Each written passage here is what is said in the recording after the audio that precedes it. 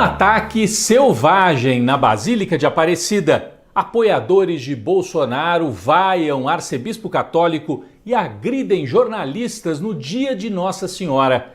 Autoridades religiosas lembram que igreja é lugar de pedir bênção e não de pedir voto. Lula leva multidões às ruas no Rio de Janeiro e em várias capitais do Nordeste e propõe um novo ciclo de políticas sociais no país. As pesquisas mostram favoritismo do candidato da Frente Democrática, que tem vantagem sobre o adversário de extrema direita, mas a disputa será dura até o final. Eu sou Rodrigo Viana e esse é o Tempero da Notícia, que está começando agora.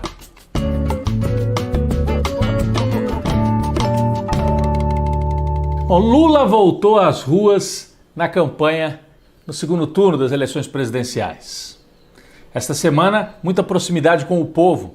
Primeiro em Belford Roxo, município da Baixada Fluminense, uma região onde Bolsonaro teve vantagem no primeiro turno. Por isso, muito importante este evento com o apoio do prefeito de Belford Roxo, Vaguinho, que é um político conservador ali da Baixada Fluminense, elegeu a mulher como deputada federal mais votada no estado do Rio e declarou apoio a Lula no segundo turno. Para muita gente foi uma surpresa.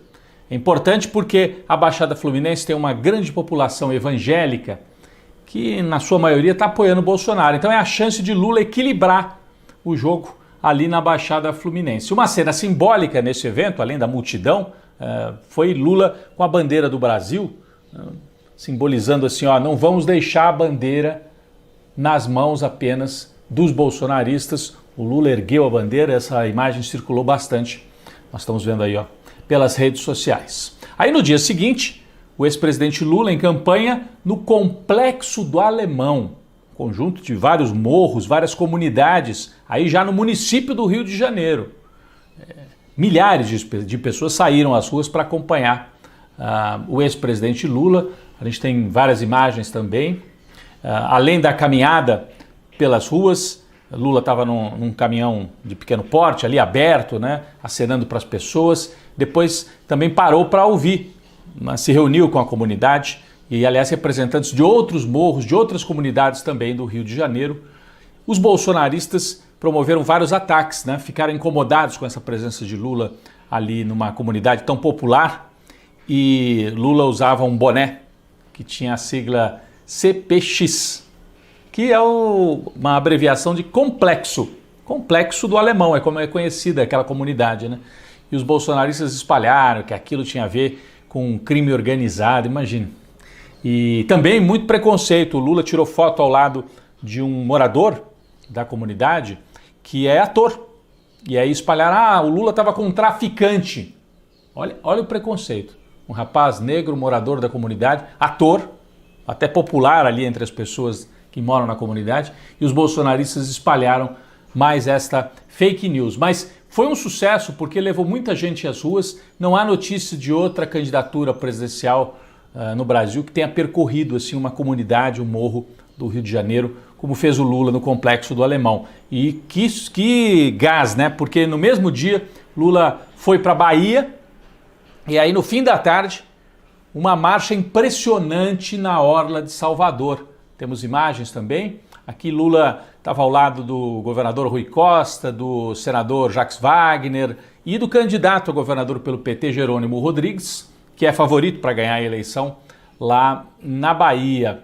É ele que começou com 5% e agora pode virar governador, mais um mandato do PT, que é muito forte. A Bahia deve ser o estado que vai dar maior vantagem para Lula no segundo turno. O giro pelo Nordeste continuou. No dia seguinte, Lula esteve em Sergipe, Aracaju, ao lado de Rogério Carvalho, candidato do PT ao governo do Sergipe, favorito nas pesquisas no segundo turno, e passou também por Maceió, capital de Alagoas, ao lado de Paulo Dantas e da família Calheiros.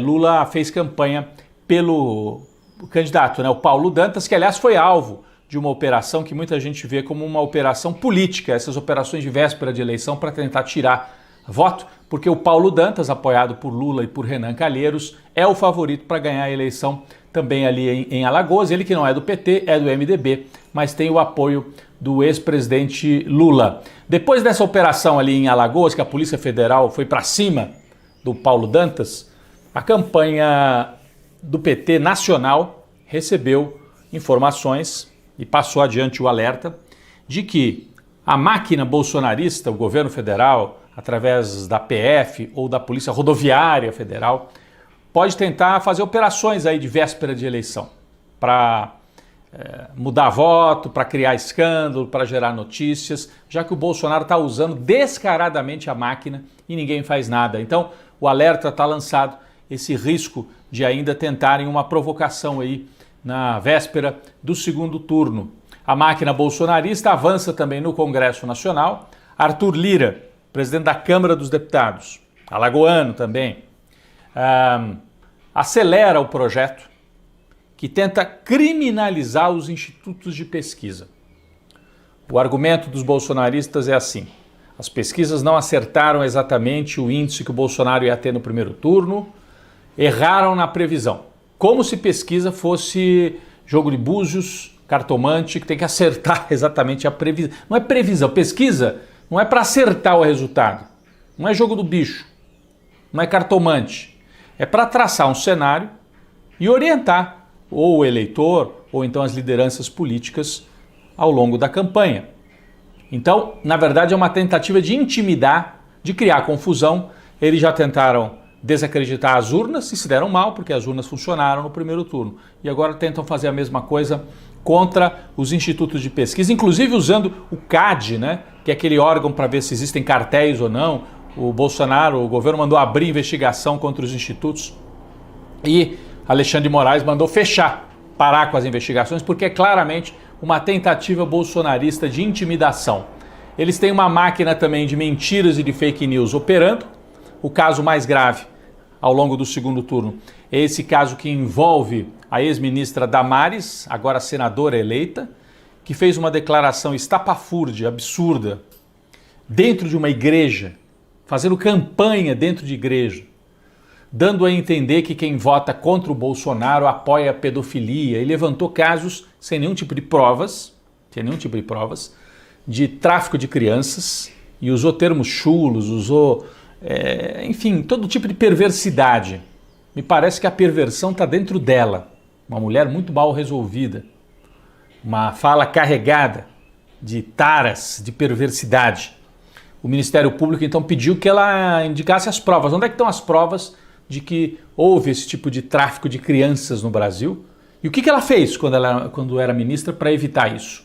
E aí a Damares reconheceu que falou tudo isso só de ouvir falar, que ela não tem provas. A picaretagem completa do bolsonarismo que tenta equilibrar o jogo dessa forma.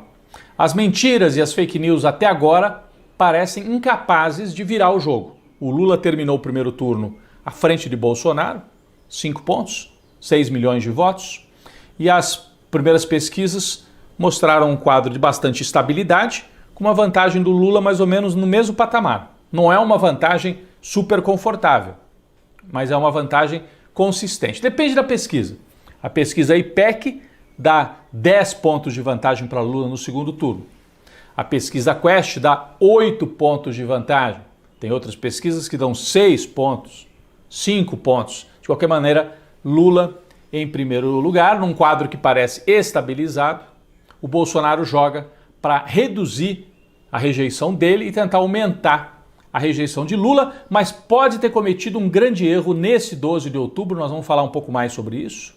Arruaceiros bolsonaristas foram à Basílica de Aparecida acompanhar o presidente que foi lá pedir voto, e ele não sabe dizer se ele é católico, ele diz que é evangélico, a mulher é evangélica, ele é católico, mas não comungou, foi à Basílica e não comungou, tenta usar a religião para pedir voto, e os apoiadores dele provocaram arruaça, a gente tem as imagens aqui, provocaram arruaça, ameaçaram jornalistas e vaiaram o arcebispo católico, uma demonstração de absoluto desrespeito pela religiosidade, especialmente pela fé católica. No Brasil nós temos as imagens aí. Legal, mas acima de tudo... Um grupo de apoiadores ali do presidente está hostilizando, de certa forma, ali a imprensa, E agora todo mundo começa a gritar. Ali posicionado, onde o nosso cinegrafista está mostrando, é a TV Aparecida. A preocupação é que o bolsonarismo está tentando transformar o segundo turno numa espécie de guerra religiosa no Brasil. A gente espera que consiga ultrapassar, vencer esse momento sem que as consequências sejam mais graves para as várias religiões, para as várias fés que o povo brasileiro professa, cada um na sua, cada um com respeito pelo outro, e a gente espera que esse método do Bolsonaro não se espalhe pela sociedade brasileira.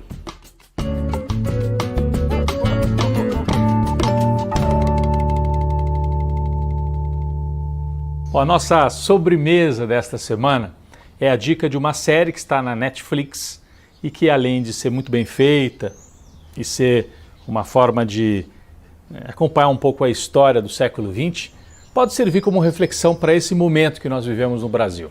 A série se chama Círculo do Mal e conta a história dos mais fiéis apoiadores de Hitler no momento de ascensão do nazismo e depois durante o regime nazista na Alemanha. Então estão ali Rudolf Hess, Göring, Goebbels, entre outros colaboradores de Hitler. A série mostra como é que eles entravam em choque para ter mais proximidade, para ter mais poder. Quem era bem fiel acabava recompensado, quem mostrava alguma dúvida acabava sendo limado e às vezes pagava com a própria vida, perdia poder.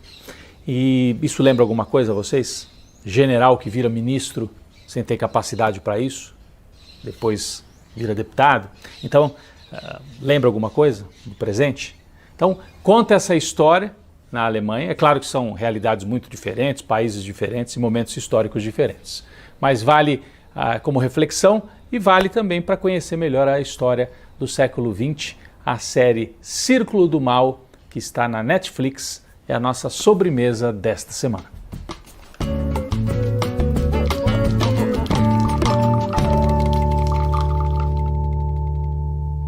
Nosso cafezinho desta semana vai para o arcebispo de Aparecida, Dom Orlando Brandes, que no dia 12 de outubro, dia de Nossa Senhora, fez uma homilia, durante a missa em Aparecida, dizendo que é preciso enfrentar o dragão da mentira.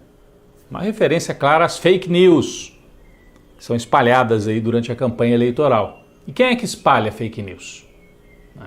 Bom, os bolsonaristas não gostaram da fala de Dom Orlando e foram para a porta da igreja e vaiaram a missa, interferiram na missa num gesto de absoluto desrespeito. Então, o nosso cafezinho para o arcebispo que teve coragem de fazer esse enfrentamento acabou sendo vítima do ódio dos bolsonaristas, de alguns deles pelo menos.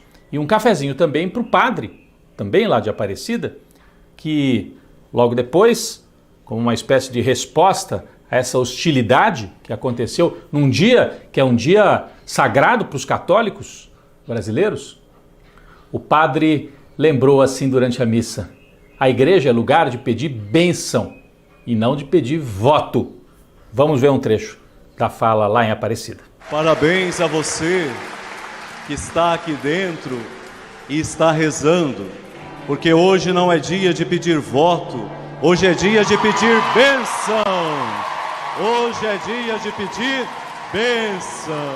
Então, nosso cafezinho para as autoridades religiosas que tiveram a coragem de se posicionar nesse dia 12 de outubro e para os brasileiros que exercem a sua fé sem entrar nesse perigosíssimo jogo político de usar a religião para ganhar votos e para gerar ódio no Brasil.